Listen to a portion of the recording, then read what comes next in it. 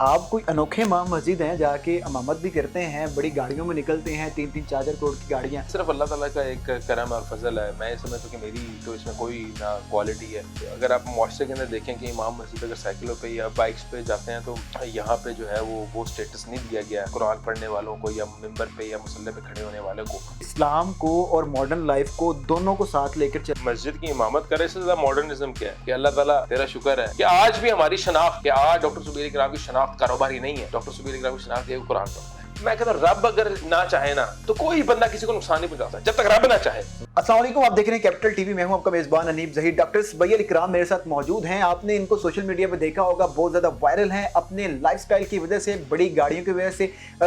और दूसरी चीज़ ये है कि वो वाहिद इमाम मस्जिद हैं जो जब घर से निकलते हैं तो महंगे कपड़े पहन के और बड़ी गाड़ियों में निकलते हैं। इनसे बात करते हैं। अस्सलाम वालेकुम सर। सुबैर भाई, वैसे तो जो इमाम मस्जिद होते हैं देखा यह जाता है कि वो मोटरसाइकिल पर जाते हैं, जाके नमाज़ पढ़ाते हैं, मुकम्मल टाइम देते हैं अपने मस्जिद को। लेकिन आप कोई अनोखे इमाम मस्जिद हैं, जाके इमामत भी करते हैं, बड़ी गाड़ियों में निकलते हैं, 3-3 4-4 करोड़ की गाड़ियाँ। क्या मामला सारा? देखें, अल्लाह ताला का बड़ा एहसान है, अल्लाह ताला का फजल है। हमारे अंदर तो कुछ नहीं है, हम एक खाकसर, हमारी ज़ात सिफर है।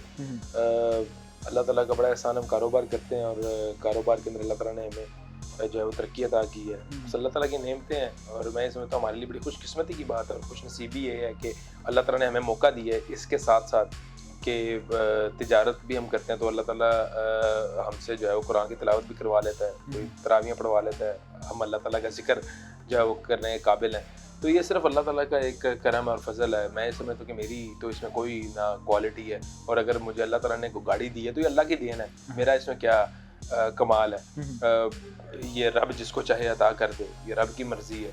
हम तो रब के आगे बेबस और बेचारे हो के दुआ कर सकते हैं, हाथ फैला सकते हैं और अल्लाह ताला से हमेशा यही दुआ की है कि अल्लाह ताला हमें अपने अलावा कभी किसी का मोहताज ना करें और इन हाथों को जो है अपने अलावा कभी किसी के आगे जो है ना वो ना कभी ज़िंदगी फैलने दें। तो बस अगर आप मुआशरे के अंदर देखें कि इमाम मस्जिद अगर साइकिलों पे या बाइक्स पे जाते हैं तो मैं समझता हूँ कि ये एक हमारे मुल्क का एक अलमी है कि यहाँ पे जो है वो स्टेटस नहीं दिया गया कुरान पढ़ने वालों को या मिंबर पे या मुसल्ले पे खड़े होने वाले को जो उनको वो डिज़र्व करते थे। और इसमें मैं समझता हूँ मुआशरे के ऊपर एक बहुत बड़ा क्वेश्चन मार्क है उनकी सोच के ऊपर कि ए लेवल्स के उस्ताद को तो है वो बहुत प्रोटोकॉल से, बहुत इज्जत से जो है वो उसको ज़िंदगी जीने का मौका दिया गया और वो हमारे बच्चों को कुरान पढ़ाता है, नहीं वो अच्छी गाड़ियों में सफ़र कर रहा होता है और किसी को ये मायूब भी नहीं लगता कि एक उस्ताद है ए लेवल्स का या ओ लेवल्स का, वो जो है वो बड़ी बड़ी गाड़ियों में फिर रहा है। लेकिन ये बात मायूब लगती है कि कुरान की तिलावत करने के लिए और जो इतनी अफजल तरीन तालीम है वो जो बंदा दे रहा है लोगों को, उसकी जो है वो गाड़ी एक बड़ी हाईलाइट हो जाती है। तो मैं ये समझता हूँ कि अल्लाह ताला हर ताजर को जो है वो कुरान पढ़ना नसीब करे और हर ताजर को मुसल्ले की इमामत जो है वो अता करे। तो अगर मुसल्ले की इमामत ऐसे लोग करेंगे जो कि मुआशी तौर पर मुस्तहकम है तो मैं समझता हूँ सोसाइटी के अंदर एक बदलाव भी आएगा। अच्छा, जब इंसान पढ़ जाता है, कोई नौजवान पढ़ जाता है, कोई अच्छी तालीम हासिल कर लेता है या उसके पास 4 पैसे आ जाते हैं, मॉडर्निज्म की तरफ चले जाता है, वो फिर इमाम मस्जिद या जाके तरावियाँ पढ़ाना इस तरह की चीज़ों को इतना वो नहीं करते, लेकिन वो इंटरेस्ट नहीं लेते कह लें। मैं ये समझता हूँ सबसे ज़्यादा मॉडर्निज्म तो यही है ना कि एक बंदा जो है कारोबार कर रहा है। मैं वही आपसे पूछना चाह रहा हूँ कि आपने इस्लाम को और मॉडर्न लाइफ को दोनों को साथ लेकर चले। नहीं, मैं ये समझता हूँ मॉडर्न लाइफ ही है कि एक बंदा अगर मस्जिद की इमामत करे, इससे ज़्यादा मॉडर्निज्म क्या है। बिल्कुल ऐसे कि एक बंदे को अल्लाह ताला ने दौलत भी अता की है तो वो मस्जिद के अंदर जा रहा है, ये तो मैं कहता हूँ हाइट ऑफ मॉडर्निज्म है ना। ठीक है, एक बंदा जिसको अल्लाह ताला ने दौलत अता की है और उसके वेस्ट में जाके कपड़े उतर जाएं, उसके घर में बेहयाई हो जाए, इसका मतलब वो तो स्टोन एज में चला गया, वो तो पुराने जमाने में चला गया जिस जहाँ पे लोगों के पास खाने को खाना और पहनने को कपड़े नहीं होते थे। तो ये तो हाइट ऑफ मॉडर्निज्म है कि अल्लाह ताला ने दौलत अता की है और मैं अपने रब के हुज़ूर पेश हो गया हूँ कि अल्लाह ताला तेरा शुक्र है, तूने मुझे जो है कुरान पढ़ने की भी तौफीक अता फरमाई, तूने मुझे नमाज पढ़ने की भी तौफीक अता फरमाई। तो मेरी देखिए मॉडर्निज्म की डेफिनेशन मेरी और है, आपकी और है, सोसाइटी की और है। अगर आप समझते हैं कि दौलत आने से अगर कपड़े आधे हो जाए वो मॉडर्निज्म है तो मैं ये समझता हूँ ये तो स्टोन एज में जाने वाली बात है, पत्थर के ज़माने में चले गए। अल्लाह ताला ने तुम्हें ब्लेसिंग दी, दौलत दी कि तुम अपना जिस्म मजीद ढांप सको, तुम अपनी हया को मजीद जो है मुस्तहकम कर सको, تم جو ہے وہ اٹھ کے جو ہے ننگے ہو گئے. تو میں تو کہتا ہوں اللہ تعالیٰ کا ایک غضب ہو گیا دولت کے ساتھ, اللہ تعالیٰ نے ساتھ جو ہے وہ عذاب بھی نازل کر دیا. اسماعیل بھائی تو جس دولت کے ساتھ انسان کی جو ہے وہ حیا کمپرومائز ہو جائے, انسان جو ہے فحشی میں مبتلا ہو جائے, انسان جو ہے خرافات میں لگ جائے, تو میں یہ سمجھتا ہوں وہ دولت نہیں, وہ آزمائش ہے.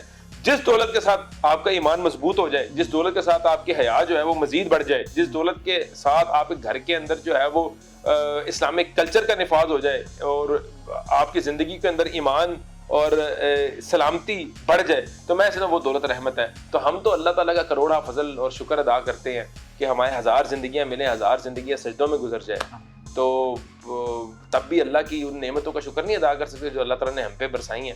تو اللہ کا بڑا احسان ہے کہ اللہ تعالیٰ نے ہمیں نعمتوں سے نوازا, اور اس کے ساتھ اللہ تعالیٰ نے ہمیں توفیق عطا فرمائی کہ آج بھی ہماری شناخت, یہ بھی ہمارے لیے باعث فخر بات ہے کہ آج ڈاکٹر صبیح اکرام کی شناخت کاروباری نہیں ہے. ڈاکٹر صبیح اکرام کی شناخت یہ قرآن پڑھتا ہے. یہ میں کہتا ہوں اس حقیر فقیر ادنا اللہ تعالیٰ کے ایک ناچیز بندے کی جو ہے یہ کوالٹی یہی ہے کہ اللہ تعالیٰ نے اس کے اوپر رحمتوں کا نزول کیا ہے, اور سب سے بڑی رحمت یہ ہے کہ اللہ تعالیٰ اس سے قرآن پڑھوا لیتا ہے. That's it.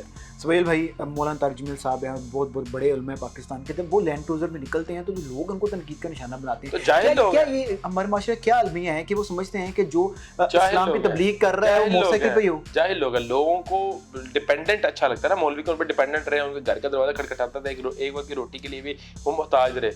تو یہ لوگوں کی ایک میں گھٹیا سوچ ہے جو کہ انشاءاللہ چینج ہو جائے گی. اب چینج ہو جائے گی. آپ جب باہر نکلتے ہیں تو لوگ آپ کو آئیڈیلائز کرتے ہیں, کیا سمجھتے ہیں کہ مجھے نہیں آئیڈیلائز کرتے نا, میں چاہتا ہوں مجھے آئیڈیلائز کریں. اچھا نہیں, I don't want anyone to idealize me. میرے اندر کوئی کوالٹی نہیں ہے. اچھا, میں کہتا ہوں ہاں لوگ آئیڈیلائز کریں گے یار, اللہ تعالیٰ نے قرآن کی وجہ سے اگر مجھے فیم دی ہے یا شہرت دی ہے یا دولت دی ہے, وہ قرآن کی وجہ سے دی ہے. تو آئیڈیلائز کریں رب کے قرآن کو, رب کے فرمان کو, رب کے نبی صلی اللہ علیہ وسلم کی تعلیمات کو, اس کو ایڈ کیا. ابھی میں ایک پرفیکٹ تو میں نہیں ہوں, پرفیکٹ تو ایک ہی ذات ہے, نبی کریم صلی اللہ علیہ وسلم کی ذات ہے.